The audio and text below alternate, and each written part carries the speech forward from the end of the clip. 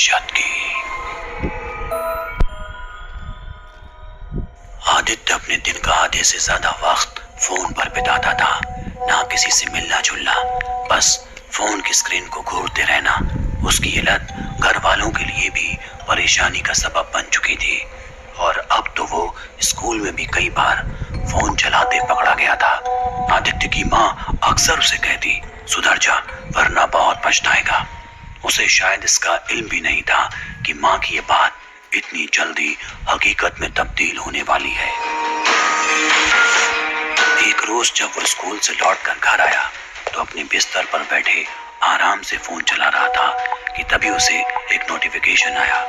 इस नोटिफिकेशन में लिखा था, murdermystery.com वेलकम्स यू, यानी murdermystery.com में आपका स्वागत है। आदित्य इस नोटिफिकेशन को देखकर बेहद डर गया, क्योंकि उसे अच्छी तरह याद है कि उसने कभी ऐसी कोई वेबसाइट अपने फोन में नहीं खोली।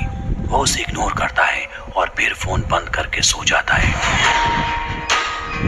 शाम को जब उसकी आंख खुलती है तो वो देखता है कि उसके फोन की स्क्रीन पूरी तरह से उस murdermystery.com की नोटिफिकेशन से भर चुकी है। उसे ये सब देखकर बहुत गुस्सा आता है। वो झल्लाते हुए उस नोटिफिकेशन पर कैंसिल बटन दबाता है, मगर फौरन फोन हैंग हो जाता है। आदित्य अपना फोन रीस्टार्ट करता है। एक दिन जब वो स्कूल में बैठा था तभी एक के बाद एक उसके फोन में कई मैसेजेस आते हैं। वो जब स्क्रीन खोलता है तो उसे दोबारा वही नोटिफिकेशंस दिखते हैं। वो फिर कैंसिल करता है और एक बार फिर उसका फोन हैंग हो जाता है। गुस्से में वो फोन वापस बैग में पटक देता है।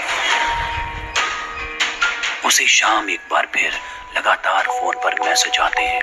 आदित्य के सामने फिर वही murdermystery.com की नोटिफिकेशन थे। इस बार वो जानता था कि अगर कैंसिल पर क्लिक किया तो फिर फोन हैंग हो जाएगा। लिहाजा वो इस वेबसाइट को खोलकर उसके अंदर क्या है ये देखने की कोशिश करता है, मगर शायद ये उसके जीवन की सबसे बड़ी गलती थी। जैसे ही आदित्य उस वेबसाइट को खोलता है, एक वीडियो कॉल स्टार्ट हो जाती है। आदित्य का कैमरा उसकी तस्वीरें खींचने लगता है और सामने एक अजीब सी लड़की कमरे में बैठी नजर आती है। उस लड़की का चेहरा बेहद ही अजीब और डरावना था। शुरुआत में आदित्य को लगता है जैसे उसने किसी भूत को देख लिया हो, मगर फिर उसे लगता है ये कोई मजाक है। वो स्क्रीन को बंद करने की कोशिश करता है, मगर फोन एक बार फिर हैंग हो जाता है।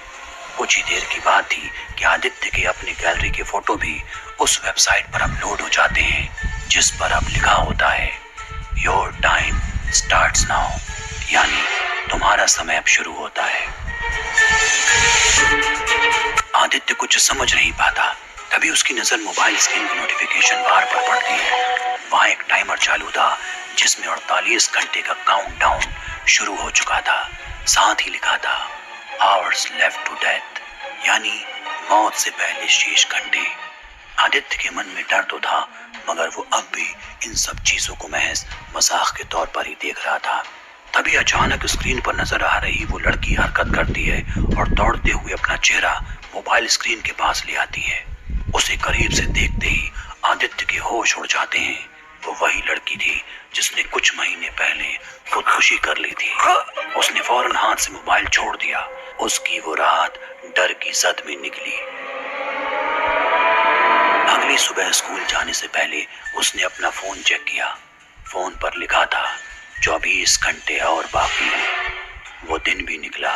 वो समझ नहीं पा रहा था कि किसी को कैसे बताए इस बारे में, मगर हिम्मत करके उसने अपने दोस्त को सारी बात बताई। दोस्त ने सोचा कि आदित्य पागल हो गया है। वो लड़की जो कुछ महीने पहले ही मर चुकी है, वो वीडियो कॉल कैसे कर सकती है। यूं ही करते करते अगले दिन की शाम हो जाती है और अब टाइमर बता रहा था सिर्फ 1 घंटे और बाकी। आदित्य डर गया था। उसने अपना लैपटॉप निकाला और इसका तरीका ढूंढने लगा। काफी मशक्कत के बाद भी उसे कुछ हासिल नहीं हुआ। अब टाइमर में समय बचा था मात्र 5 मिनट। तभी उसके फोन पर एक वीडियो कॉल आया। आदित्य ने उसे उठाया। एक बार फिर वही लड़की उसके सामने आई, मुस्कुराई और बोली, मैंने अपना बदला ले लिया। और इसी के साथ फोन ब्लास्ट हो जाता है। आवाज आवाज सुनकर आदित्य के माँ बाप कमरे में आते हैं तो देखते हैं कि आदित्य का चेहरा पूरी तरह से जला हुआ है और उसकी मौके पर ही मौत हो गई। वारदात के बाद जब पुलिस तफ्तीश हुई तो उसके दोस्त ने खुलासा किया कि आदित्य उसे बता रहा था कि उसकी जान खतरे में है। साथ ही एक लड़की के बारे में बताया जो स्कूल की थी और उसने कुछ महीनों पहले खुदकुशी कर ली थी। जब पुलिस ने सख्ती से पूछताछ की तो उसने बताया कि दरअसल आदित्य उसके साथ रिलेशनशिप में था। उसने धोखे से उस लड़की के निजी फोटो मांगे और वायरल कर दिए, जिसके बाद वो डिप्रेशन में आ गई और मजबूर होकर आत्महत्या कर ली। शायद आज इतने महीनों बाद उसने आदित्य के मोबाइल के जरिए अपना बदला ले लिया।